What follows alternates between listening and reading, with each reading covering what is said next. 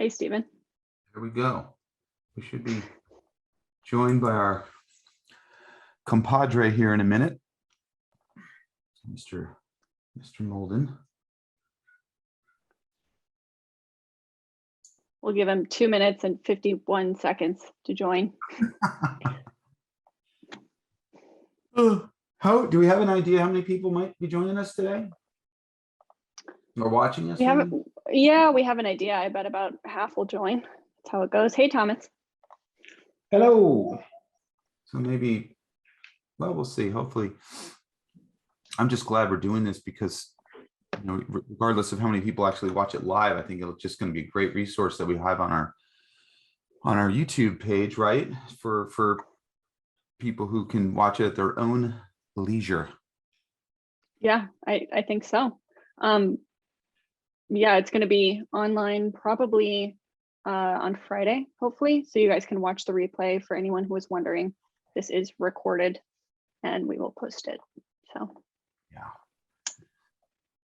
yeah, it's a lot to go over, but I think breaking it up into the 3 pieces makes sense. Yeah. I'm happy I found the right link to connect. Daniel asked about my lamp. Do you mean my lava lamp or probably, right? Instead of the sign. Yeah, no one asks about it, but I like it. Oh, the Singular logo. Yeah, people ask about that one.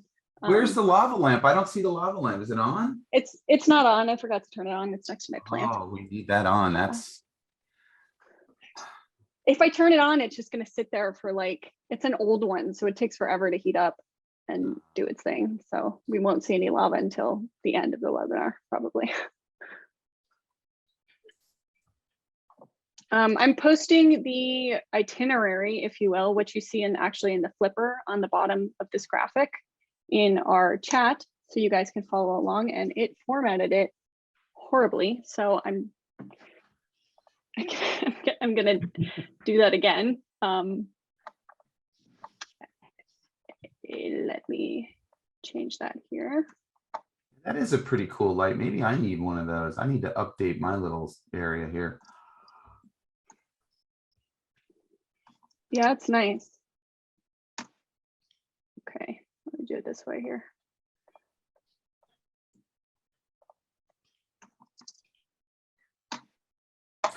I love that. Sometimes things go wrong. Sometimes they do. Yeah, that's how it is. Yeah, that's exactly how it is. I'm glad that no one is interrupting the chat right now while I do this. I have one more to post. We're good.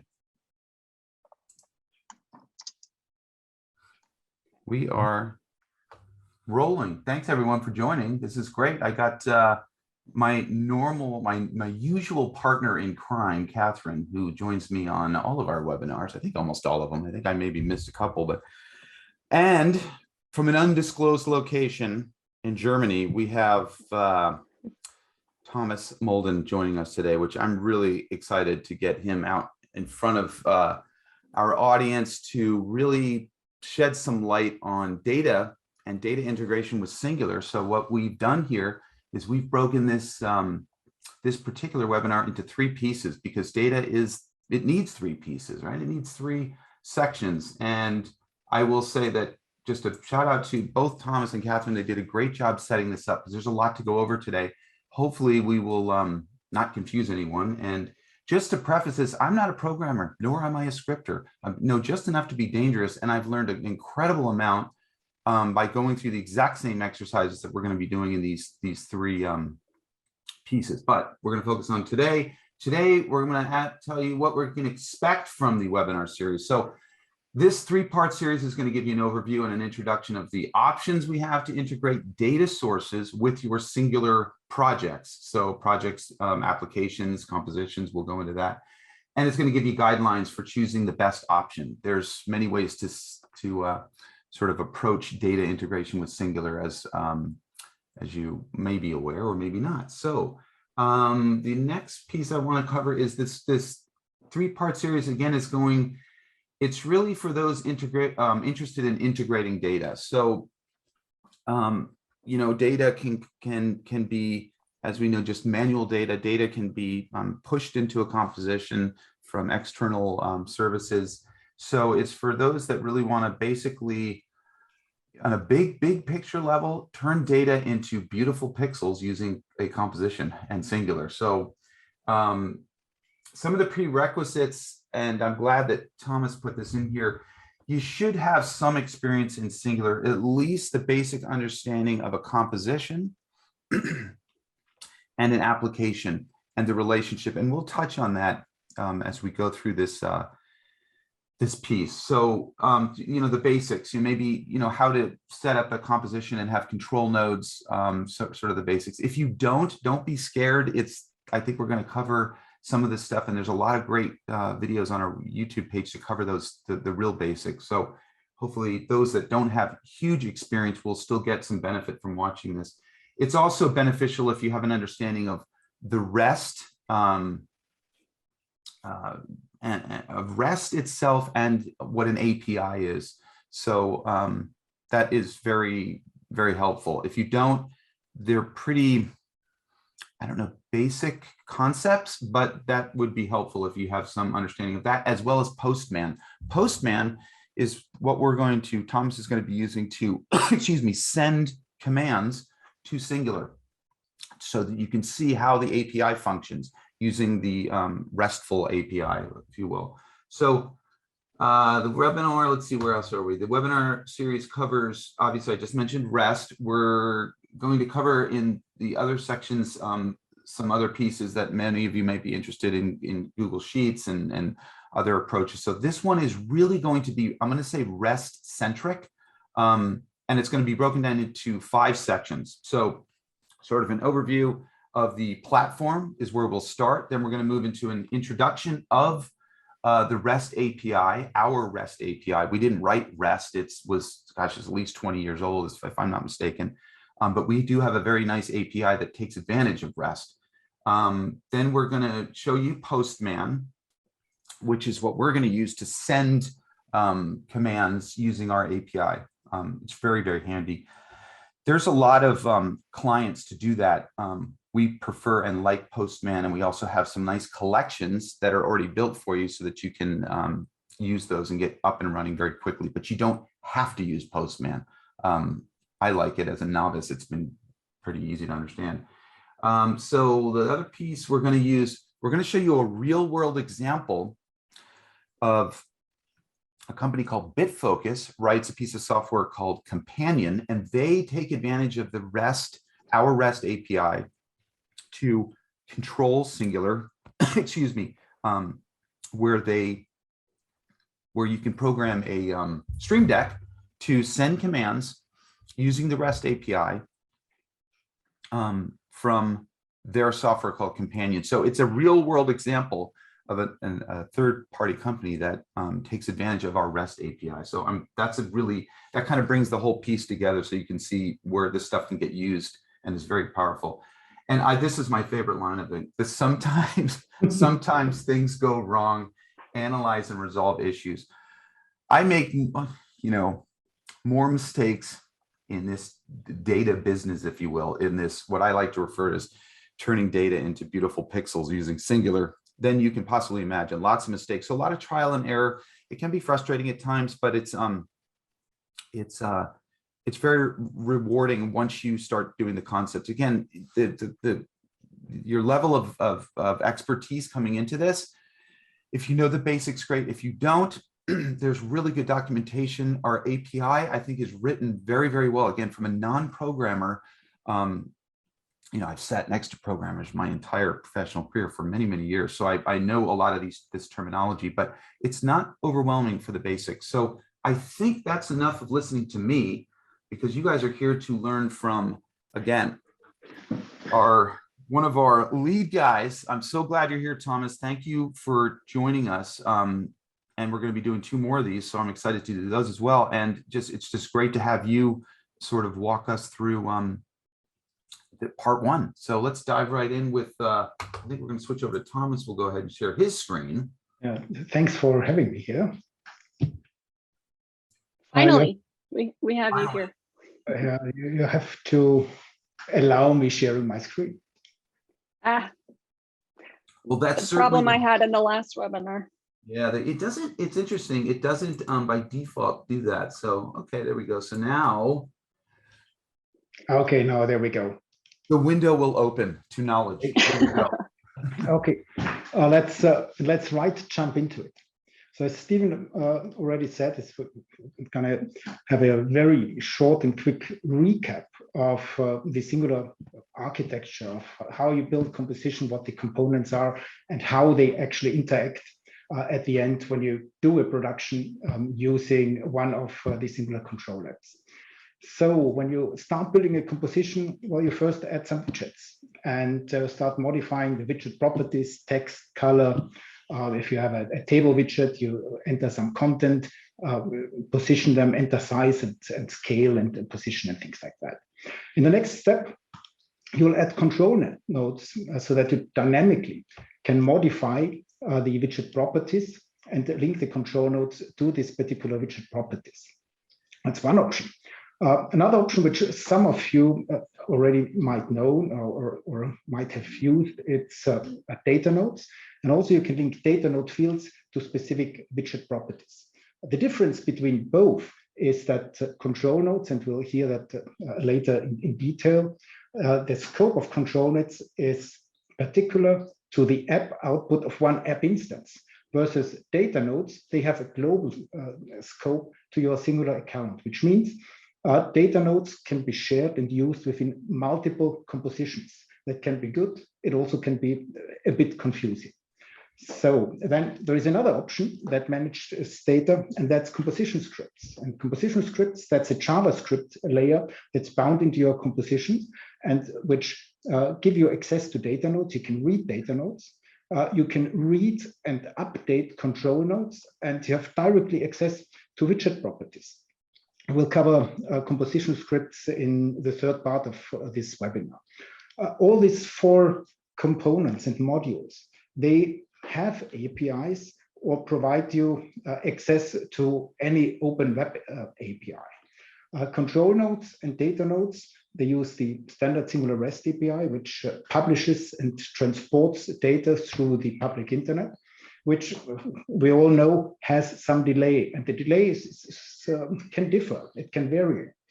And that's why we recommend using control nodes or data nodes for data sources that update, let's say, every 2 seconds, every 3 seconds. When you go down to every 1 second, it might not be, the delay might not be 100% stable because of the transport through the internet.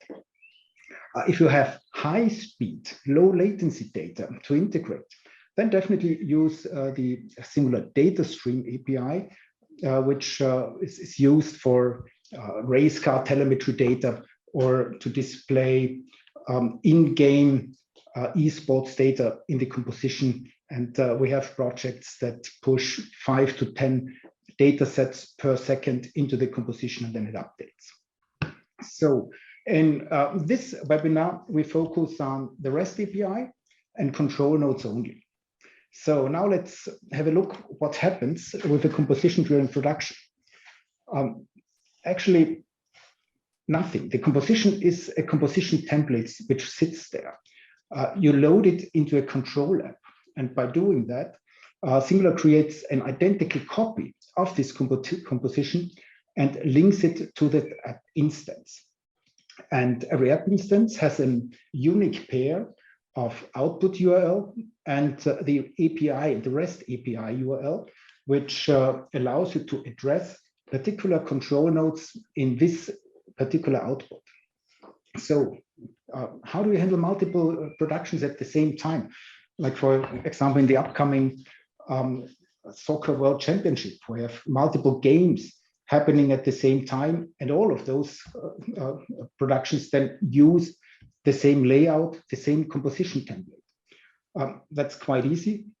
And just create a second app instance, a third, a fourth, a 100th app instance, as many as you need.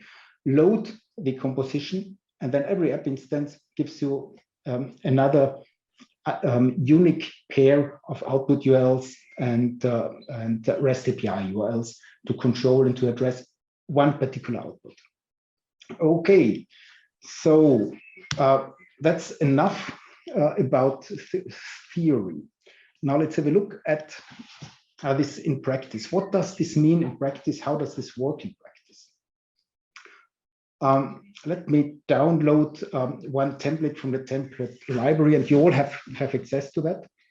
And I've selected. Yeah, I'm gonna post a link to this specific template, and then just keep in mind when we post this on YouTube, I'll provide all of these relevant links so that you can go back and rewatch it and follow along step by step. Yeah. Okay.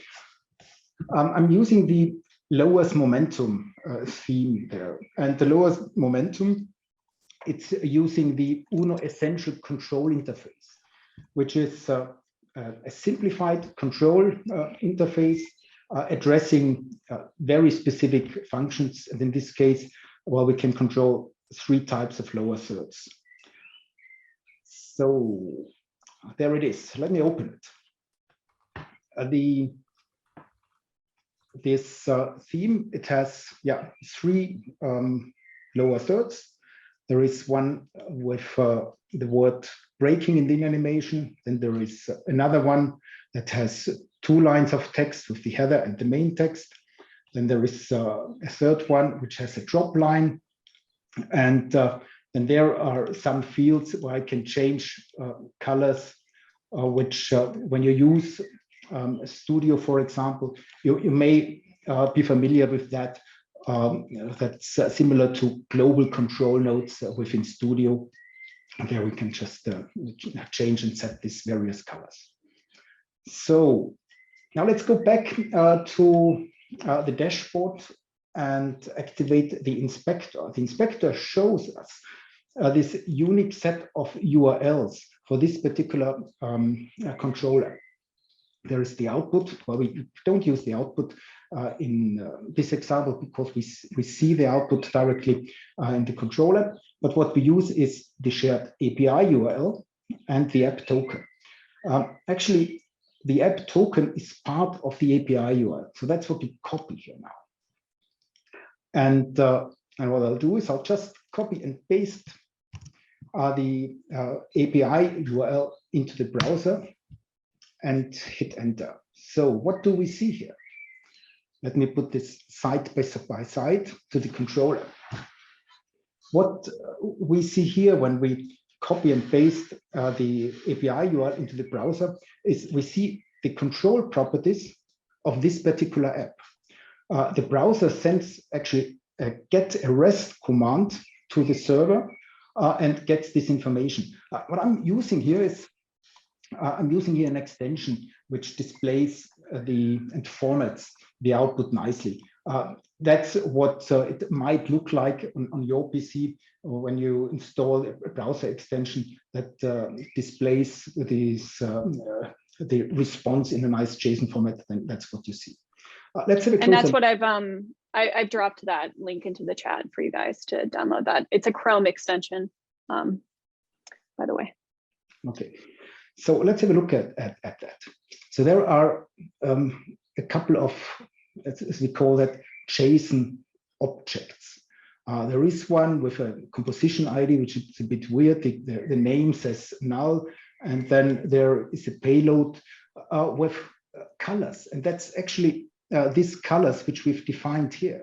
And when we go a little bit further down, there is the lower header, which is this one. There is the animation state. It says it's out, and we see the content of the data which we've entered there. Then the next one is the lower header drop line, and the animation state is in. It reflects actually what we see here in the UI. So when I change that, animating the lower header, just refresh the browser, it sends another GET request to the server, it updates the state. Also the same when I change webinar series part 1. When I change the text in the app instance and refresh it, the API URL returns what we see here. Okay, now we see the connection between the app and the API and URL and the control properties. Let's have a look at the composition itself. Within this control app, I can edit the composition directly. So it extracts the composition, which you also can do when you right-click the control app in the dashboard and extract it out. The Essentials app directly allows it to do that within the UI. So now that's the composition in the composer. And we see here our three sub-compositions, the three type of lower thirds. There is our main text, and the text is linked to the main text control node down here. There's another control node header, which is linked to this text field. So now what we're gonna look at is we're gonna look at the API definitions, which are here, which I can see there. There's the composition ID and the payload structure. And when we just look like and compare it with what the API properties return, so we'll see that for the lower third, there is the composition ID, which ends at F5EA, that's the composition ID. And then that's the payload. It has the header and the main text. There also is a header and the main text. Well, now, this content is different because we've updated the app through the control app and sent new text. And this here shows me the text that's actually defined in the composition when we've entered that. So when I just add a couple of dots here, then I also see a couple of dots here edited to the composition and to the payload there. There's one more thing I'd like to point out. It's when you look at the control node properties itself, it shows a title and it shows an ID.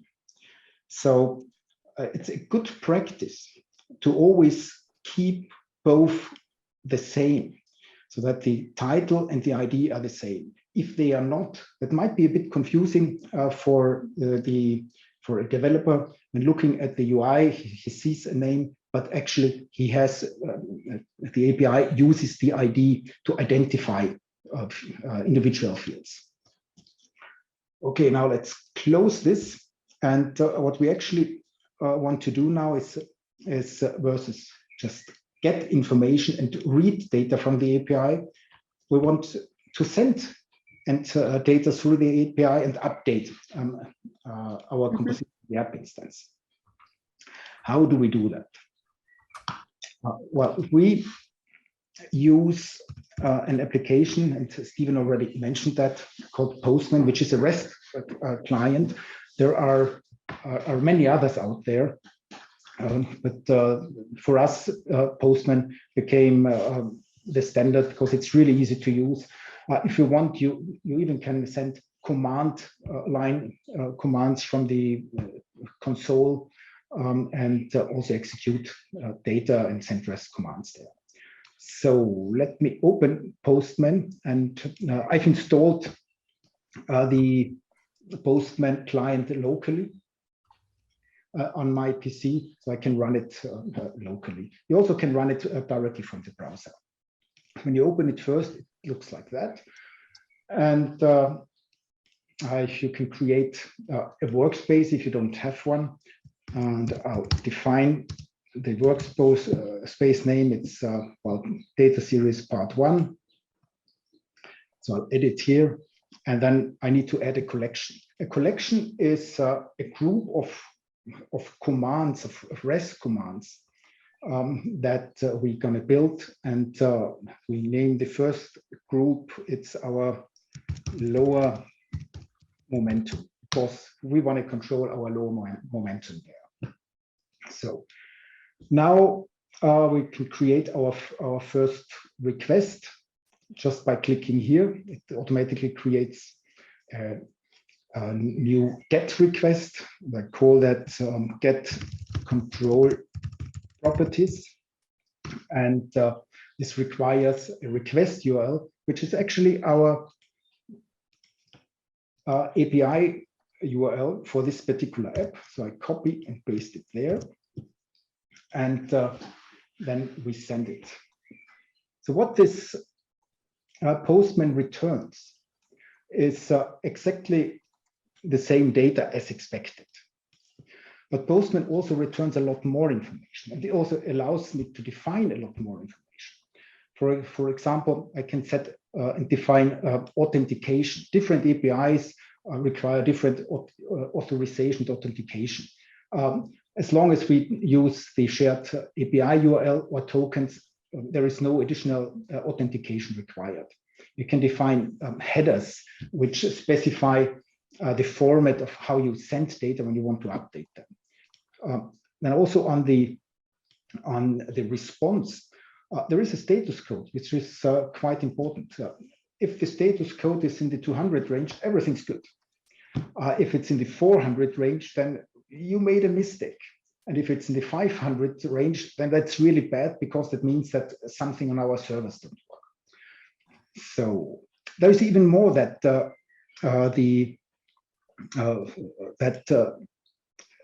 information that's returned on a REST call. You just send it again, and what we see here, there is a lot of header information.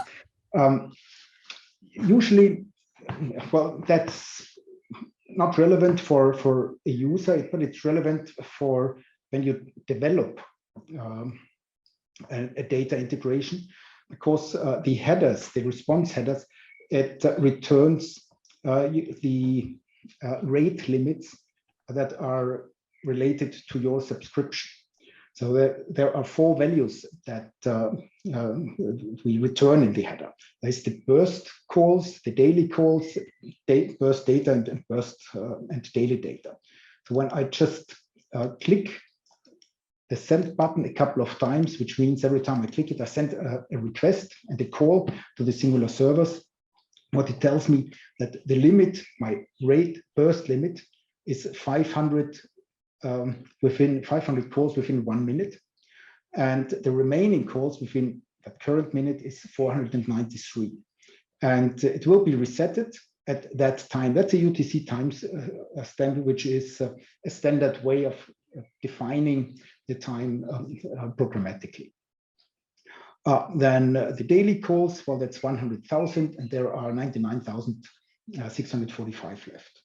When I send again, so now what we see now it's the number of remaining calls increased, because we are now over this minute limit, and we count down starting again.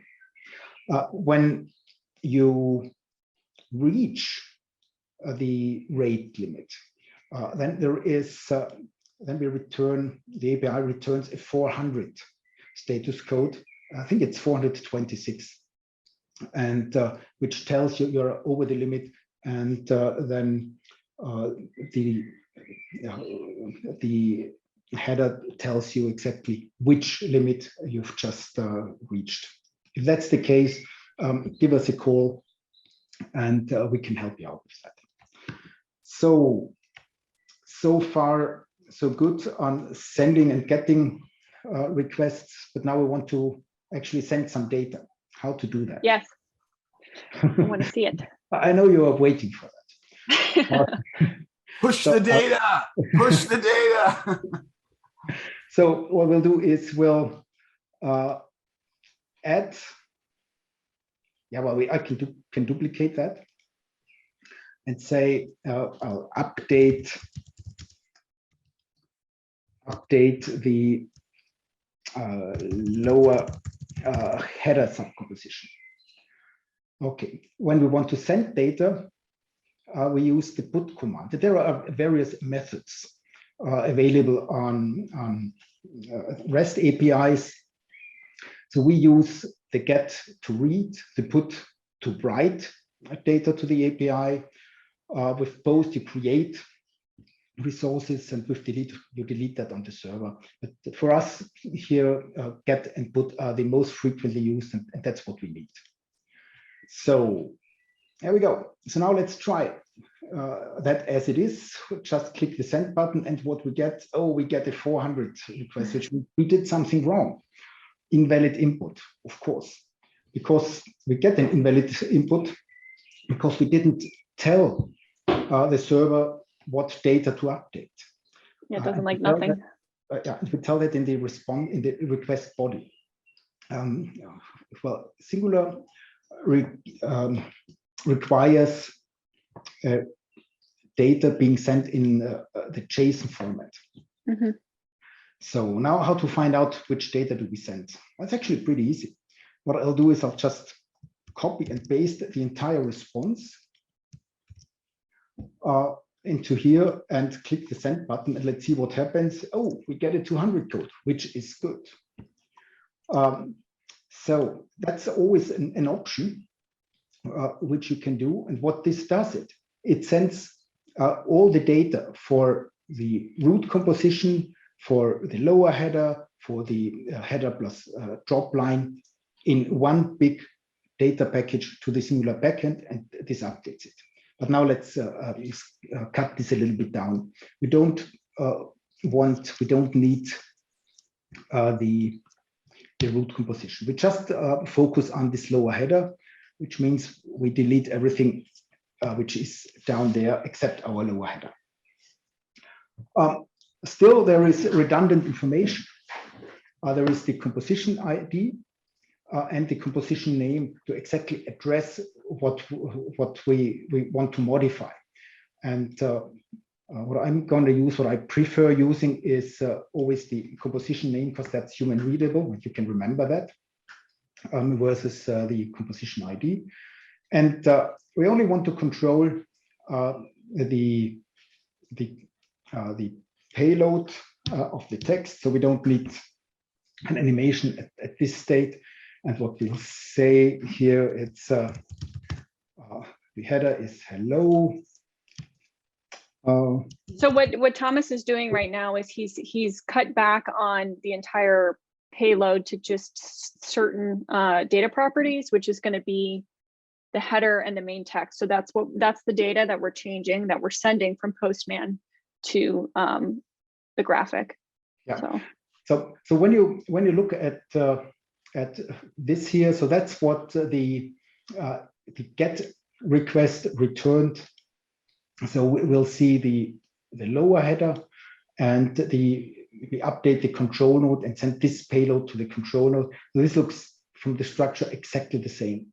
And we'll use this brackets at the beginning and at the end because you can send an array, can multiple data sets at the same time. That's why you put that into this brackets. So now let me close this and have a look at the control app and move this a little bit side to side. Let's see the data. There we go. And now we just click the, where is my send button gone? Yeah, it's fine. Not there. very dynamic. Just channel. yeah, it's so, but we have enough space so we can put that next to each other. There we go. So now there is the send button, and when I click the send button, of course, as expected, there it is. The data updates in the graphics, and also the fill-in form in the composition updates. I'll say that's the webinar part number 1. I will send that. The content updates in the fill-in form, of course, also there. So in the same way, we send data, update data. We also can control animations. So I'll duplicate and quickly show that and say animate in. There we go. And instead of using the control node, I'll jump back to the API properties and to the control properties that we requested earlier. And there we see that the animation is at the same level at the control node. So I'll just copy and paste that and replace this here. There we go. We don't need this comma at the end. The beautify button is quite nice because it orders all, it reformats the JSON nicely. So with the animation state, that's just reports the state. But what we actually want is, we want to play the animation and define an action. So the action that we want is play. And then the end state that we define is either the in state or the out state. In this case, let's say it's the out state because it's already in. I can play it, and it animates out. So, and in the same way, I can animate it in. Another action which you can define is jump, and jump then jumps to the state which you define here without running an animation. So now when I send this, Nice. the overlay disappears right away. Thomas, that is really, really cool. I just want to note, I think you made reference that for viewers out there watching, you see the actual UI itself, the on-off button animating, and that's possible because all Unos, in this case, we're using an Uno Essential, which it's an Uno application that can use for many different types of graphics, lower thirds, over the shoulders, live bugs, that kind of thing. But the point I want to make is that the reason you're seeing that UI update is because all Unos have an API. And if you're familiar with Studio, which is our traditional rundown software, it does not. It was not built with an API. So if you were to do exactly what Thomas is doing, but using Singular Studio, you would not see the API, you would not see the UI update. Which, yeah, it's not going to receive an API call because it doesn't have an API. So that can be, you can use it. You can do exactly what Thomas is doing with Studio. You're just going to find yourself in a situation where you might, the operator who's ever in front of the Studio, if you're sending data from two places, from Studio and from something like a Postman or your own app, that can be very problematic. It's not that it doesn't work. It's just that the UI does not have an API if you're using Studio. So that's just a little. It's just an awareness thing. Yeah. Exactly. It's not that Studio is not designed for that in mind. Maybe that changes down the road. We shall see. But yeah, I just want to make that comment. I just modified this command.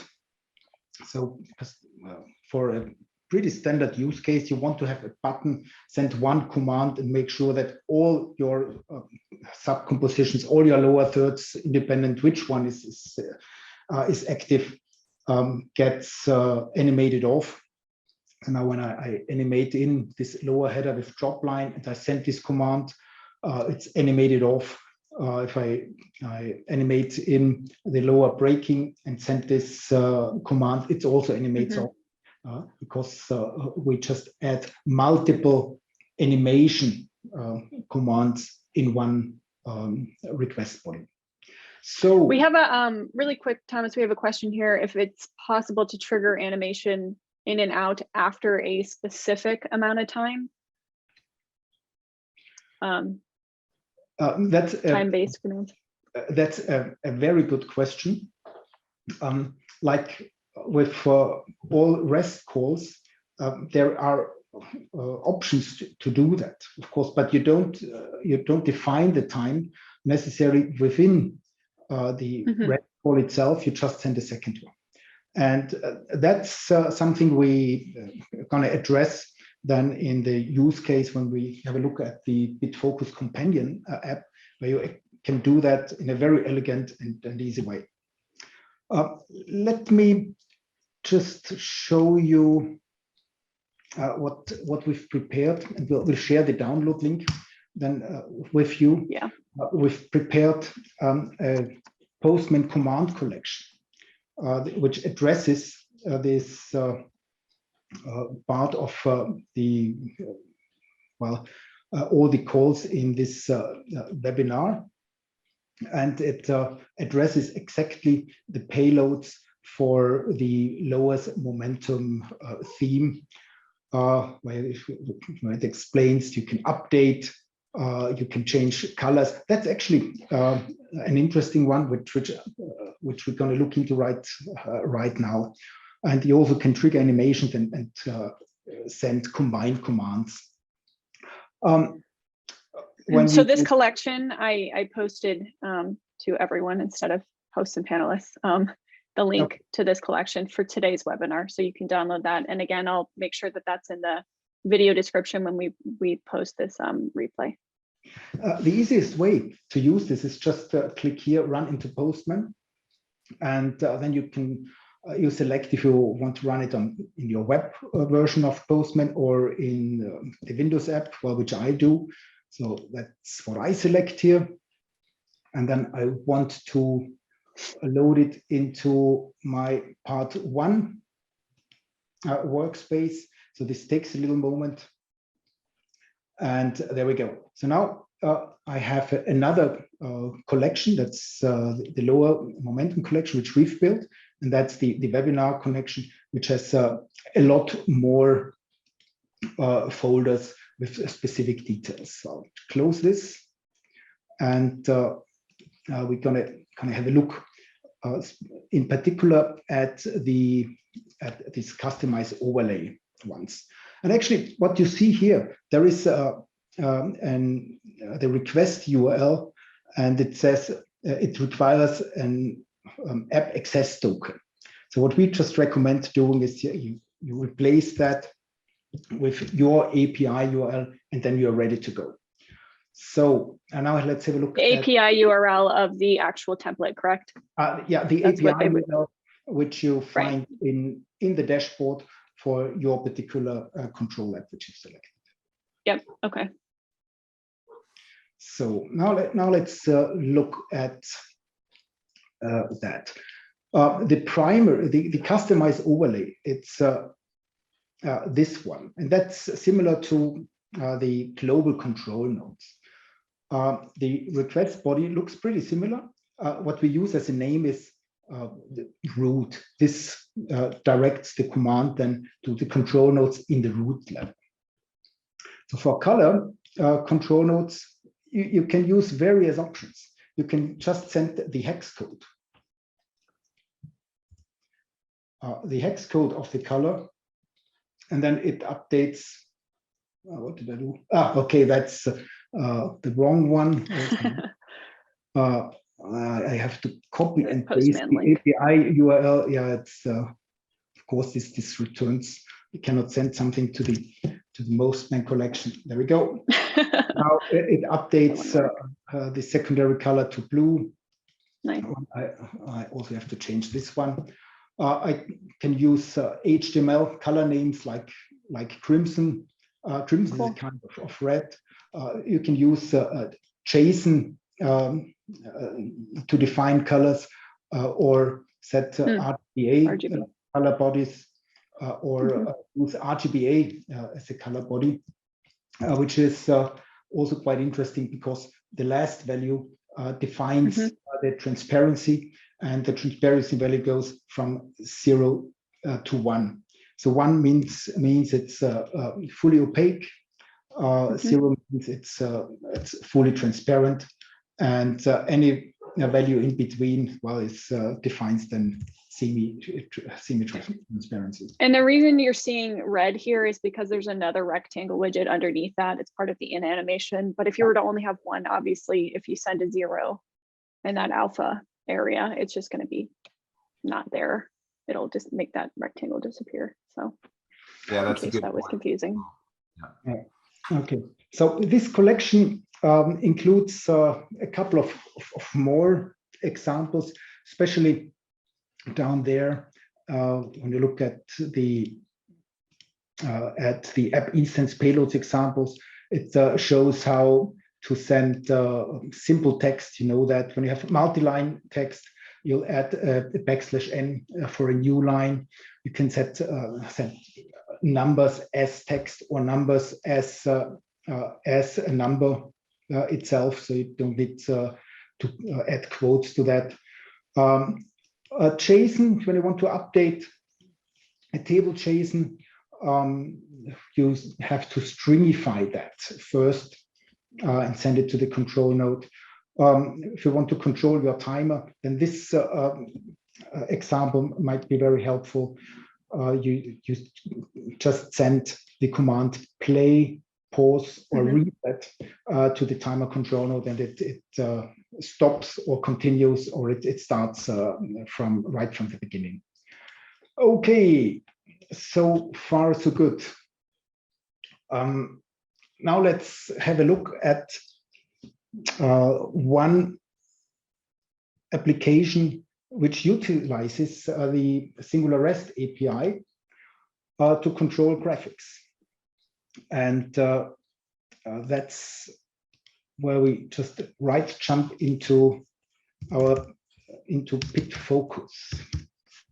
Where is it? So Bitfocus, I just want to add that it's a software that allows you to control a Stream Deck because Stephen, you mentioned this, Stream Deck software doesn't allow you to click buttons on your computer and send commands. It has to be actually clicked, the physical Stream Deck. So this is a software version of Stream Deck, really. Is that accurate? Yeah, well, Companion does a lot more than just Stream Deck. I mean, you can control unlimited amounts of devices. It's a really powerful completely web-based application from Bitfocus. But to the second comment that you made, yeah, they don't have Stream Deck does not have a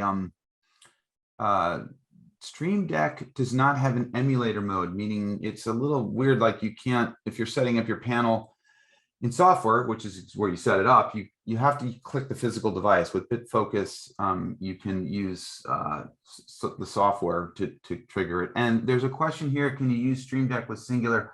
Absolutely, you can. You can use it in the manner in which Thomas is going to show you, using Bitfocus Companion. You can also use it with Stream Deck itself and their software. We have a plugin. Catherine, I don't know, you probably have that handy, the link to download the Stream Deck plugin. And all you need to do after you download that Stream Deck plugin is drop the token from the app itself, which is going to be, in the case of Uno, it's up in the upper right-hand corner, it's a little key symbol, into Stream Deck, and it's awesome. It works great. This add-on only works with Uno templates, is that correct? This is yeah. So just for those of you who aren't aware, the Bitfocus companion app, this uses the standard REST API, so it works with any control app which you create. It works with Uno control apps and also with Studio control app, because it directly talks to the basic REST API. You can download Companion from the web page. I think you may need to register, but it's for free, and then you download it and install the version, the latest version, and it brings up this page. Then you can launch the configuration UI, which looks like that. So the first thing you need to do is you add the connection and to Singular, and that's for down. What I'll just do is I'll type in the name, and then that's Singular.live Studio, and this requires now me to enter the API URL or the token. I copied the token, I hope it's the right one. There we go, and then it says OK. So what this does, by doing this, the Companion app, it sends the GET request and reads the control properties for this particular token, and then what you can do next is configure the buttons in this simulator for your device. So what do we do here? I think we'll start very simple. We add a regular button and say that's I'd say the header in. We could just control the in animation, or I'll change this a little bit so it looks nicer. And then we define an action when we click the button. And this action is, so I'll use the singular, it's an animate in. There we go. That's all what we want to do. And then I need to select what do I want to animate in, and it's the lower header. Perfect, done. Next button. Then I add another one, and this is my header out. I'll also change the font size a little bit. Then I select also animate in. Now this already has been added to the drop-down link, and I'll animate out the header. Perfect. So what do we do next? Well, we could send the buttons. Yeah, we can right click, activate the simulator, which is there, and have both side by side. And when I animate it out, okay, or animate it in. Ooh. Oh, what happens? Sometimes things go wrong. Sometimes things go. Yeah, sometimes things go wrong. Was the wrong sub? Was it the wrong graphic that you're talking to? Let's see. Let me copy the shared API URL. Oh. Frederick's saying that you're animating in on both buttons. Oh, oh yeah, you are absolutely right. I'm animating in on both buttons. There we go. Thank you very much. That's a good catch. So I was too lazy. I should have pressed this browse button, and then that's new, by the way. That UI, Thomas, you mentioned that yesterday. That part of the UI is much more elegant now on the in Bitfocus. Yeah. So the emulator updates right away. So now we can see. Oh, perfect. So cool. Sometimes things go wrong. So thank you, Catherine, for spotting that. And this is Frederick did actually, but I just Catherine, take credit for it. Always take credit for it. Okay, great. So now let's address one question which we had. It was well, adding or timing functions, or timing calls. And I'll add one button and call that's my now, next, later button. So there we go. Now this becomes a little bit more challenging, because what do? First, we add the in animation. Then we want to update the control node, and that's the header and the title. And then the header and the title again, because that's now, next, later, and animate out at the end. So now let's have a look. Oh, we got a lot of actions when pressing buttons.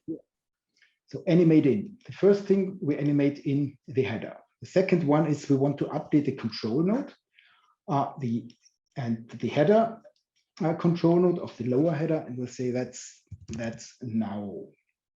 Then as the next, we take the main text, and we say that's now sports. Then the next one is the header again, which is my next. And then the main text is, let's say, that's my documentary. Then we have another one. That's the header is later. And this one says then that's my webinar. There we go. Perfect. And at the end, we animate out the header lower third. Good. So that's our content. Now we look at the time. So when animating in, here we update send the first content at the right time. Then the next one, let's say we have a delay of 2.5 seconds. Milliseconds, right? Yeah, 2,500 milliseconds. Got it. Then we wait another 2.5 seconds, which is 5,000 milliseconds, to send the later and the web and the. Oh no, I think I skipped one thing. Did I? Yeah, the update. These first three, it looks like. Next, the first three is fine. They should. Oh, right they're away. set together. Got it. Next. There we go. This one, and then that's 5,000 5,000. Let's now write next. Right. Okay. And the out animation. Oh, this should be 5,000. This is 5,700. Okay, great. Let's test it right away. There we go. So we animate out the header, and we trigger our now, next, later. So now sports, waits 2.5 seconds, next documentary, wait another 2.5 seconds, later webinar, and animates out. Cool. So that's a really nice feature that the companion app allows you to do. And this fully utilizes the REST API of Singular and sending then timed commands for each of the timestamps of the delays that we've defined here. Can you set a delay in Postman, or is that something that's managed through an app like this? Well, you can set delays in Postman. I didn't want to dive too much into that, because what you can do is you can program in Postman in JavaScript and then execute and send commands delayed. You even can cascade or sequence commands, like you have a GET request, get data from one API, you transform that and then push it into another API, use that the request body as an input. That's all possible, but that's far beyond the scope of this webinar. And Postman has a lot of videos and good documentation on that. So, well, what do we address next? Our last section was covering things that can go wrong, but we've already demonstrated some of that. Yeah, things that can go wrong. Are there any, if there's some questions out there, we always love questions. There's been some good comments that I've seen come in so far.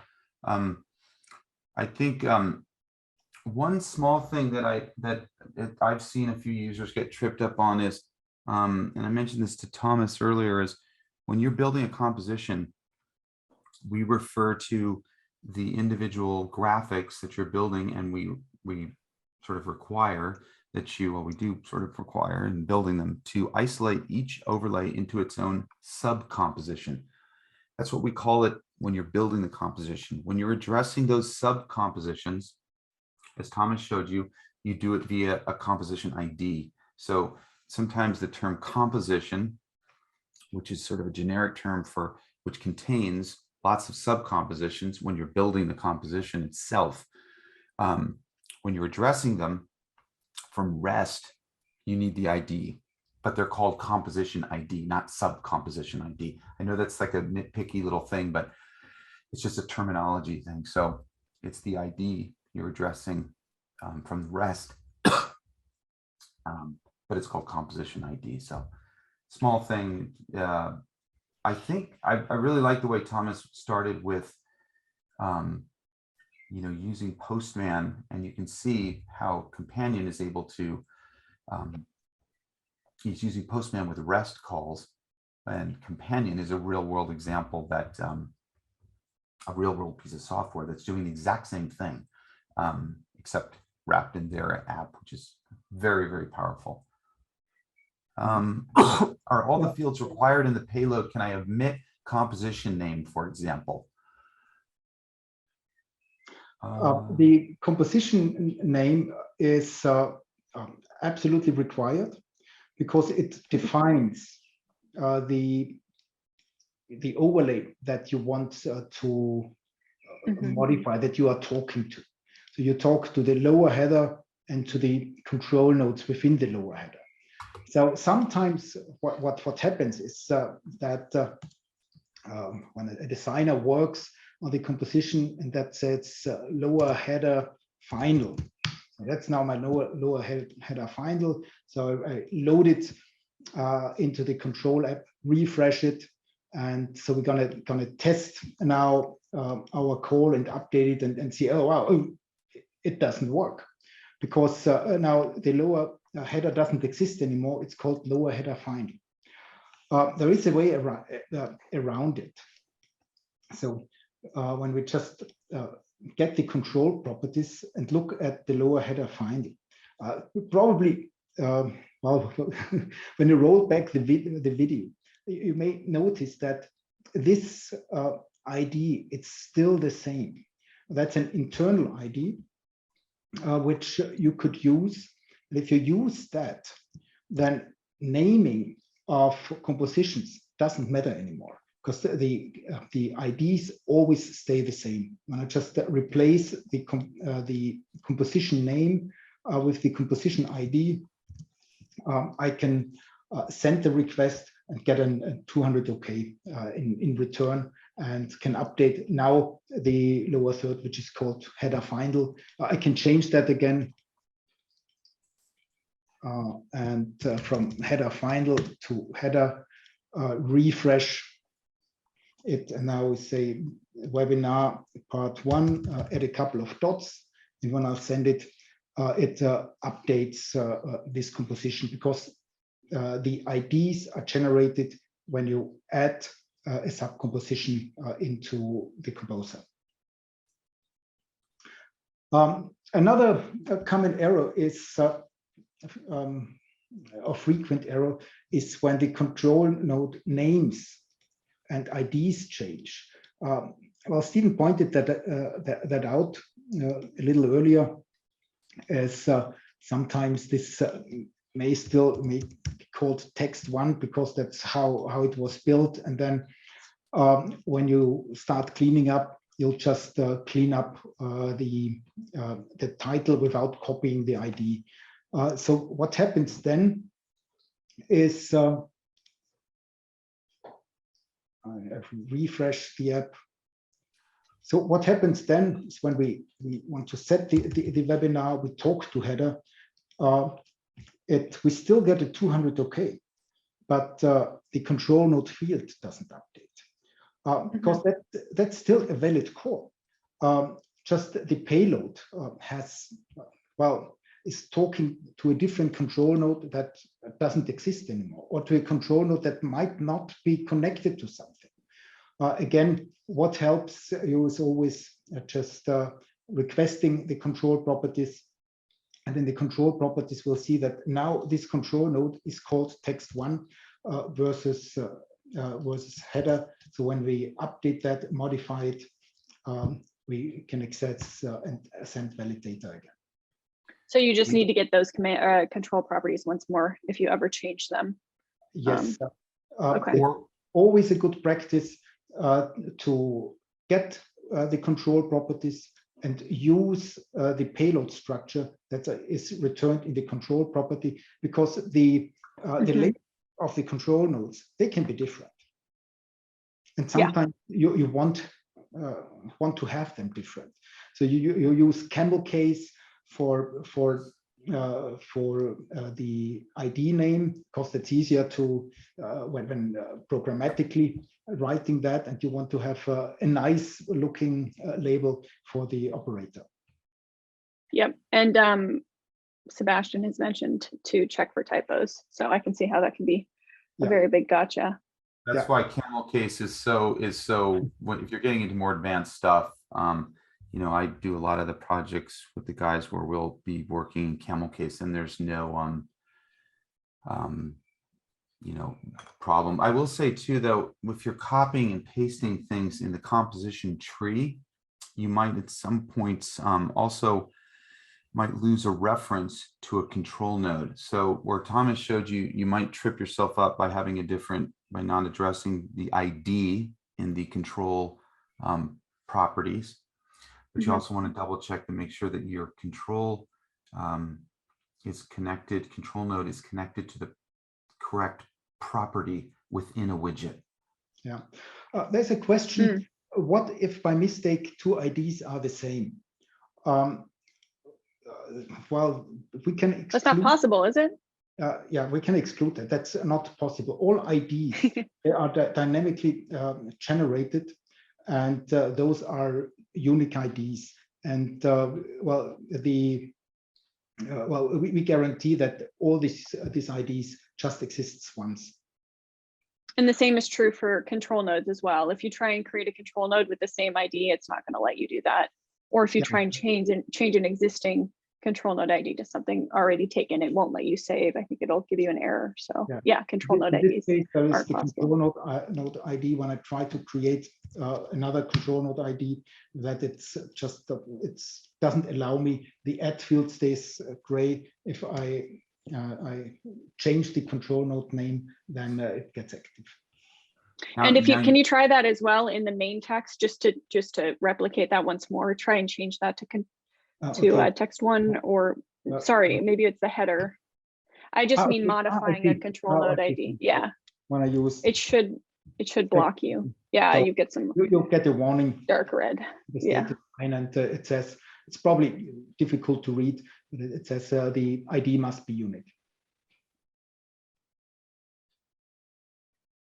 But you can have the same ID names if your control nodes are separated within two different subcompositions, right? Because it's the subcomposition ID that isolates the control nodes. So that's an interesting question. Well, we're going to try it. The question is, what happens if you have the same ID within your request body? What happens? Never tried it. And a Postman directly tells that, it indicates that in a valid JSON, it's not allowed to have duplicated IDs. Well, if I send that, let's see, I actually never tried it. Let's change this. Let's say it's 1 and this is something else, so that we see a difference in case something arrived. So yeah, the latest one arrives. So, and that's also when you send multiple calls to at the same time to the same control node. It's always the last one who sends the command wins. Now I've just swapped them. And when we do that, what we see, the last one wins, even if that's not a valid JSON.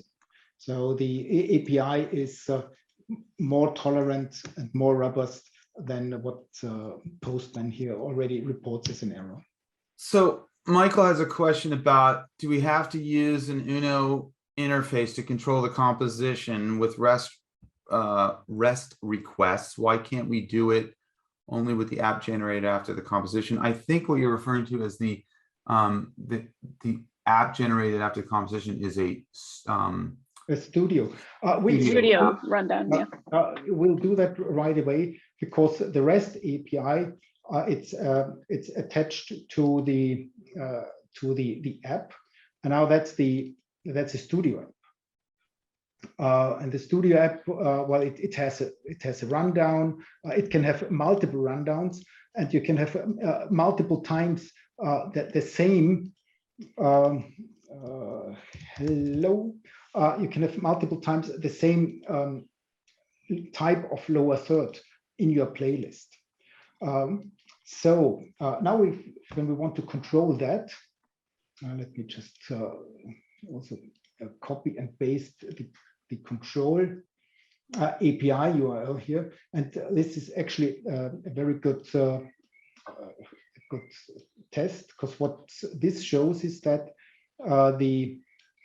every app has a unique output URL. And then the first step, what we do is we'll just replace, actually, let me copy, duplicate that. And this is my, at the end, I call this studio. And I want to animate just something in, let's say this lower header. I don't worry about the others. Did I already copy paste this? Yeah, there we go.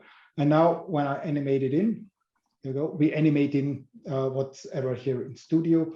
when we want to update the lower header, I just copy and paste the URL here, send it, and we update the output here in Studio. So the REST API works exactly the same for all Singular apps.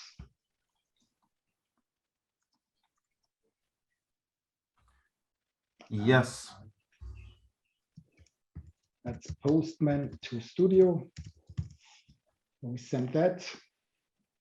So Postman to Studio is updated when we look at the Uno app.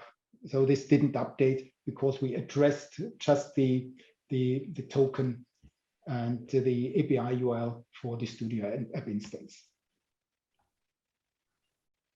Yeah, I'm glad we covered that because it's obviously it's a confusion point for some. So I was just paying attention to the chat a little bit. Did we send any data to a Studio output? Did we demonstrate that? Yes, we did that. So Okay, all right. We can copy that, update that. Oh, because you're using the same composition for Studio, so none of those things. Studio, and I use it Yeah, by meaning, because this way we can just show that you can address or use the same composition multiple times in different apps, and that's that's Uno, and we need the Uno token. Now let me copy the Uno token here and name that. and you guys may notice that some buttons in Studio look different than in Uno, and that's because Uno is our latest CSS, if you will, iteration of an interface. So Studio is a little bit older interface wise, so that's why you might see some differences to access certain things. So that's a Postman to Studio. It addresses this app, doesn't send commands to the Uno. It's a totally different independent URL set.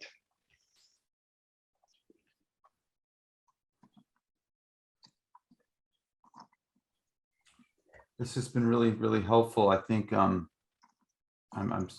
struggling to see if we missed anything that we really wanted to cover in this first piece. I know we have part 2 and 3 are going to be really cool too as well. I'm looking forward to that, but I think you've done a really thorough job of going over REST. We've shown a real world example with our friends over at Bitfocus and Companion, which is great. Differences between Uno and Studio, one having an API so that we can see what's going on, and the other one unfortunately not, but it is what it is. It's not that you can't use it, you certainly can, meaning the API and sending it to Studio. So I'm just going back to our itinerary to see if we missed any key points. But Thomas, you've done a phenomenal job going over this stuff. Even, I do demos all the time and cover a lot of the same things that Thomas is doing, but I always learn a few little tips and tricks along the way, and just seeing it, it's been really, really helpful. So there is a question that asks, in this example, I cannot have two lower header. I think what this addresses, or what the question is, that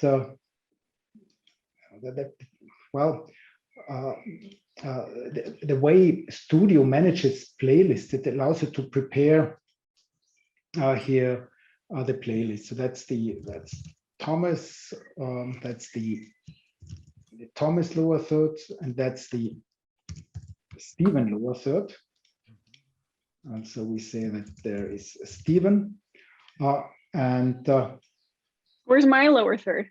Okay, we added one place. Okay, thank you. That's Catherine, and we move this to the top. So, and when we send that, of course, I need to enter your name there, and then that's the same type of the lower third, and Studio just sends a different content, and that's the playlist which Studio supports and it's provides a rundown which you prepare in production with a lot of lower thirds. Studio is kept a lot simpler. What you do in Studio is, in Uno, you just enter the name directly into your lower third, and then update it. You can update it while, of course, it's off align, and then next time when you just send it, it shows the new text. So there is no rundown within the Uno apps, or at least not within the Uno Essential app. That's a difference between the Studio app and the Uno apps. Within the REST API calls, of course, you can have multiple calls with different payloads, one after the other, and you always update then the same type of lower third, just send new data. Yes, there's a question: if you play my lower third versus Thomas and Stephen's lower thirds, that means that the other active lower thirds automatically hide. The reason they're hiding is because they're all on a lower logic layer. So the artist in this composition, I think maybe I actually built this one that's in the template library. We've defined that each one is on the lower third layer. And that's called a logic layer. You can see in the top of that column, the name is logic layer. So that's why they're kicking each other off. It's kind of a protection measure. You don't want two lowers that live in the same place to be on at the same time. It doesn't make sense. We're like the government. We protect you from yourself by simply doing the logic layer. And also you can see there's Catherine set the transition delay to auto. So which means the animation is going to complete out and then the next one comes in. So you can avoid sort of a collision with your animations, meaning the graphics are overlapping. So that's why that's, and you can customize that timer too. Like you could have a 5-second, 10-second delay between your graphics. If you wanted that, you could have a negative one if you want that crossover effect for some aesthetic purposes. But auto is always kind of a safe thing, because what it does, and correct me if I'm wrong, Thomas, is it just reads the timeline animation and says, once that timeline animation is complete, play of the first one, play in that timeline immediately after of the second one. Auto is good. There is a couple of interesting questions, in particular one asking if you can send values to the composition script with REST. The answer is, well, it's no, but it's also yes. It's yes because composition scripts have access to control nodes, and you get a callback in the control node, in the composition script, when the control nodes change. And this means when you send and update a control node through REST, the composition script gets notified and you can do something with that. And there are tons of examples using exactly this. And we'll address that probably in the next webinar, but latest in the third webinar when we dive into composition scripting. Yeah. Should we wrap it up? I think it's been a long one. It's been about an hour and 15 or so. Yeah. I think one more question. Oh. Some of these Singular lamps. Oh yes, we don't have a store yet. I want one. But, yeah, I definitely want one too. All right, I'll let Mike know. Mike's the one who ordered it for me.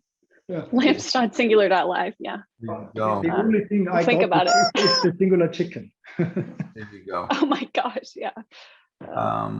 One more question snuck in from Michael about, do you have a composition example control node callback available in your library? Again, I think we'll cover that in the next, or maybe. Yeah, this actually is pretty simple. Within the composition, you have this icon here. When you click there, so it opens up the composition script editor. And within the composition script editor, you can select the sub-composition where you want to add a composition script. And so let's stay with the lower header here. And so I just go to the boilerplate, add the boilerplate template here, which adds a lot of listeners there. There is one that's called the payload change. I remove all the others. We don't need that. And this payload changed listener now listens to changes in the payload on that subcomposition. So let me select this and open the